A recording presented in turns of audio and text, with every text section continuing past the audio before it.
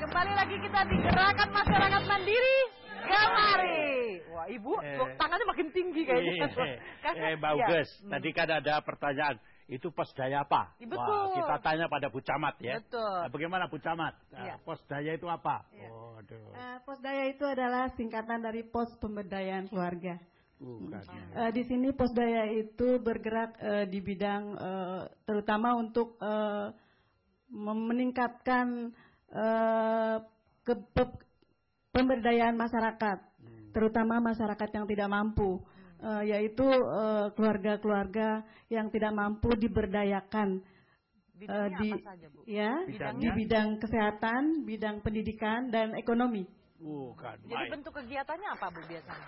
Bentuk kegiatannya itu dengan usaha-usaha, misalnya usaha-usaha kecil di perumahan-perumahan. Kalau misalnya kita di Bekasi itu usaha-usahanya seperti membuat manik-manik, jilbab, terus perhiasan-perhiasan. Oh, ini rupanya jilbab bikinan Posdaya. Wah, hebat, ini buatan sendiri ya. Aksesoris maksudnya. Iya, berarti betul program ini seharusnya kalau ada di bidang kesehatannya di Posyandu, Posbindu gitu. Kalau di bidang pendidikannya PAUD diantaranya. KF apa Bu? Keaksaran fungsional. Oh, keaksaran fungsional. Iya. Belajar membaca buta aksara begitu. Iya, pengentasan buta aksara. Untuk biasanya untuk ibu-ibu lansia yang tidak bisa membaca, kami adakan pelatihan untuk belajar membaca. Kalau untuk penyandang cacat programnya apa? Sementara ini belum sampai. Makanya ada Pak Sis nanti ya. Belum sampai kayaknya. Kita beri kita. Ini gunanya pertemuan ini nanti bisa kita sinergikan. Jadi udah tahu ya, Mbak Uges, Posdaya itu apa? Iya, betul. Iya. Ya, kalau mahasiswa teman kita dari dari Ujung UNAS. Selamat malam, saya Didit dari UNAS. Saya ingin menyapa dulu pertama-tama sebelum bertanya. Ibu Camat saya juga warga Bekasi, Bu. Tapi masih sering banjir nih. Oke, saya mau bertanya ini, saya mau sedikit ini ya. Kita kayaknya perlu ada rekontekstualisasi mengenai istilah pahlawan. Karena pahlawan ini saya kira untuk zaman sekarang bukan hanya pahlawan yang gugur di medan laga, tertembus peluru atau terbacok golok, tapi bagaimana pahlawan ke depan tuh yang berjuang di bidang intelektual, pendidikan, atau bahkan keluarga berencana seperti Prof. Haryono mungkin di masa-masa mendatang bisa jadi pahlawan. Seperti itu, kan itu sangat berjasa buat bangsa kita ke depannya. Itu yang pertama. Yang kedua, saya sangat prihatin sebenarnya sama eyang-eyang calon-calon pahlawan kita. Kan pahlawan dikatakan bahwa pahlawan sudah gugur boleh bilang pahlawan. Eyang-eyang veteran kita yang kalau bisa dibilang hidupnya sangat memprihatinkan. Banyak yang memprihatinkan. Kira-kira apa sih kontribusi pemerintah untuk memberdayakan eyang-eyang ini dan juga lembaga-lembaga sosial seperti Ida Mandiri atau mungkin dan sebagainya. Kira-kira apa yang bisa kita perbuat untuk memberdayakan atau meningkatkan taraf hidup calon-calon pahlawan kita yang sudah berjuang untuk kemerdekaan kita. Terima kasih. Bukan main, Pak Didit. Semester 7 itu. Oh, pinter begitu. Ya. Itu bisa jadi pahlawan juga. Iya, tuh. bisa. Iya. Bagaimana kalau sekarang mahasiswa UI? Silakan UI. Nanti kita ropel jawabannya. Iya, betul. Ini gantian kita yang mendengarkan ganti bintangnya. Iya. Silakan. Mas, jangan lupa sorot yang tajam itu. Sorot yang tajam. Karena mahasiswa UI ini belum punya pacar. Oh, belum punya pacar. Sudah. Didit belum katanya. Didit belum. Silakan. Ya. Mbak siapa? Mbak siapa namanya? Iya, dari Fisip UI. Tadi kan dibilang kalau kita butuh pahlawan untuk menuntaskan kemiskinan. Tapi menurut saya kemiskinan itu sangat erat hubungannya dengan kebodohan. Benar itu. Seperti yang kita tahu, kebodohan itu kan dapat diatasi oleh adanya guru-guru kan. Tapi yang saya lihat guru-guru ini kurang mendapat perhatian lebih dari pemerintah dan kurang mendapat apresiasi lah gitu. Jadi menurut Bapak gimana caranya pendapat tentang hal inilah gitu. Kasih. Bukan main Widya. Bisa jadi guru dia. Betul. Sebenarnya kalau ini Mbak siapa tadi namanya? Namanya siapa? Widya. Widya. Ya, Widya. Widya. Oh, bisa jadi guru. Semester berapa Mbak Widya? 3. Oh, bukan main. Nah, sekarang dari Universitas UGI. UGI. Ya, selamat malam. Saya Niki. Niki dari UGI. Iya. Saya ingin menyambung mikrofonnya dekat, dari Didit, dari UNAS. Lebih dekat boleh? Ya. Saya akan menyambung pertanyaan Didit yang dari UNAS.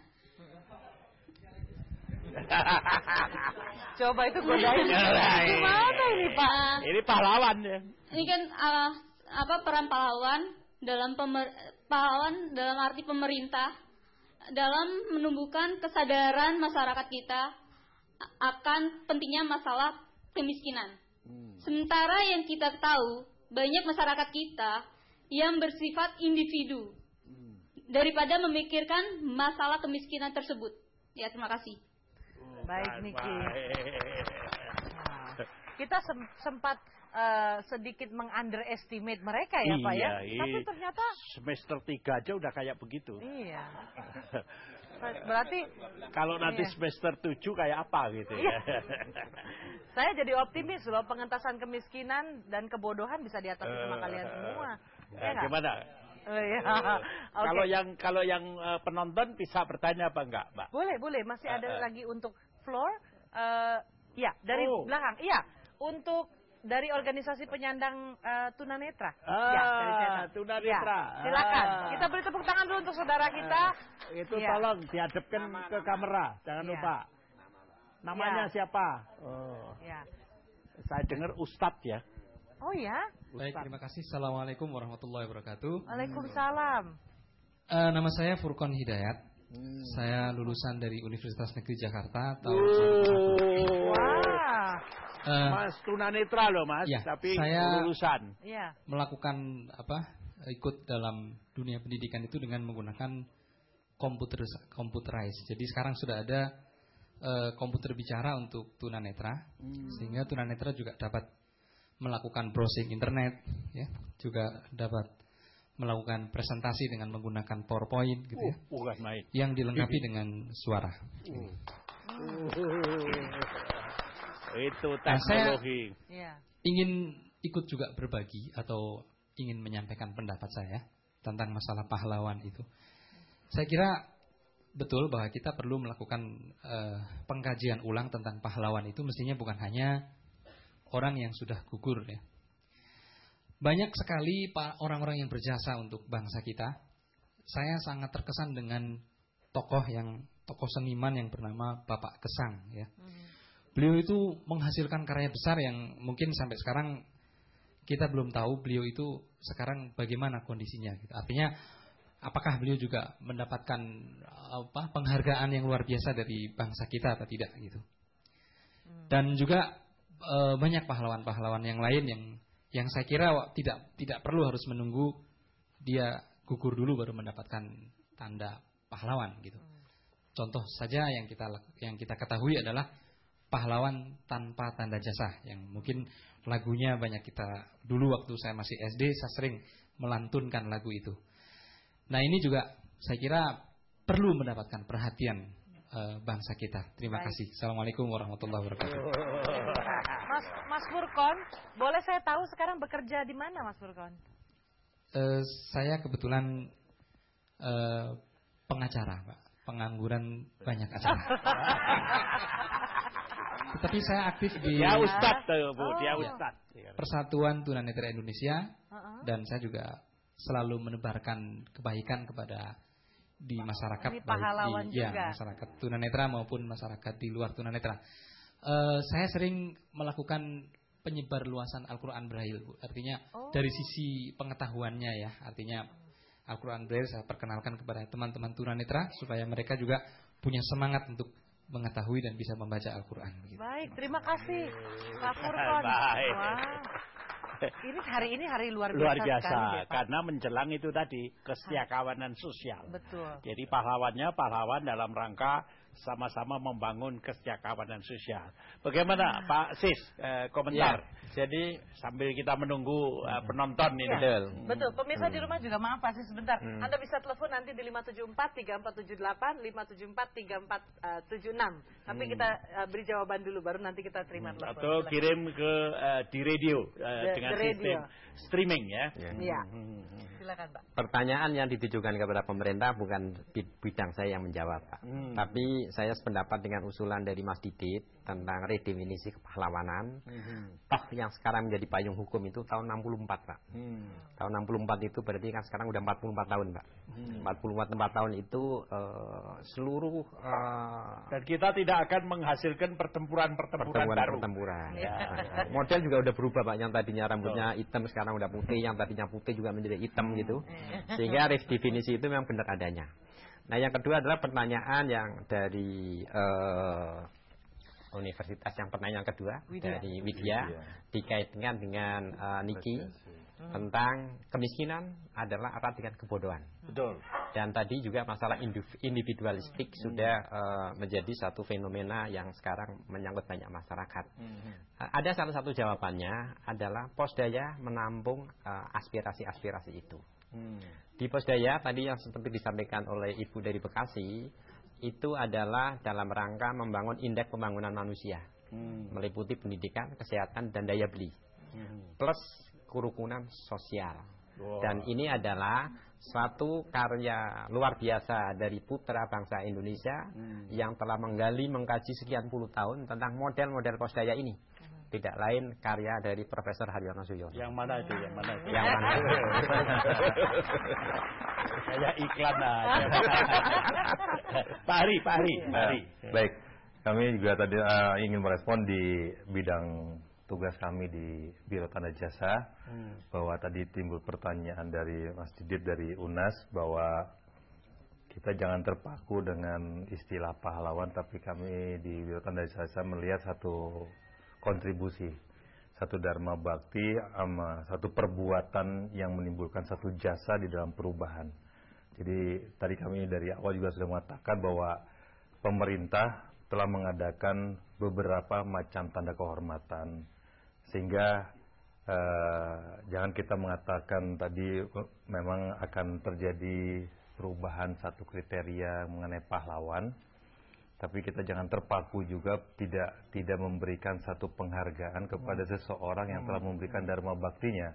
Jadi tetap dimungkinkan. Tetap memungkinkan bahwa kita melihat bahwa ada suatu upaya-upaya pemerintah pun juga memberikan satu penghargaan yang dapat karena penghargaan tanda kehormatan itu sebagai penghargaan yang diberi pemerintah dan pengakuan untuk menghayati jasa-jasa seseorang.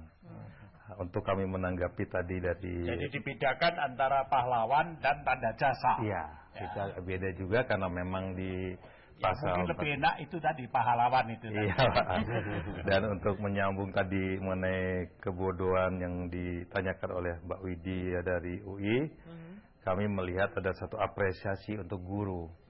Sebenarnya pemerintah juga sudah mengeluarkan peraturan pemerintah untuk satu rencana pendidikan, itu untuk guru-guru yang mengajar di daerah terpencil. Jadi memang sudah terwadahi dan ditambah juga wawasannya sebagai, kalau dulu hanya guru terpencil, sekarang guru sebagai pamong belajar dan guru yang berprestasi. Jadi ada satu apresiasi bahwa memberi motivasi pemerintah. Dan mengenai tadi juga pertanyaan Mbak Niki dari UKI, kepedulian dari lingkungan nilai kepahlawan. Jadi kita melihat dari tujuan pemberian tanda kehormatan. Tujuan beri tanda kehormatan adalah kita itu dijadikan teladan bagi orang lain. Yang kita harapkan bagi tadi yang dicontohkan oleh Mbak Niki, agar kepedulian itu bisa merata. Nah, itu yang kami tanggapi. Dan mengenai tadi pertanyaan Pak Purkon mengenai kepahlawanan dikaitkan dengan gesang, pemerintah telah menganugerahkan bintang budaya Paramadharma. Itu bintang tertinggi di bidang kebudayaan. Jadi itu yang informasikan saya. Terima kasih. Itu kabar gembira juga untuk Mas Purkon yang memikirkan Pak Gesang ya. Baik, ya. Kemudian mungkin ada tanggapan tambahan dari Pak Titus mungkin. Ya. Tentang kemiskinan ini kami melihat dari sisi ekonominya, Bu. Jadi ada satu alat yang terbukti sudah ampuh dibuktikan di lebih dari 100 negara. Saya tahan sampai alat ampuh itu ya Pak ya, supaya penasaran semuanya, jangan kemana-mana. Ini ada alat ampuh ya, diperkenalkan oleh Pak Titus. Tetap di sini di Gerakan Masyarakat Mandiri. Ya supaya nyambung.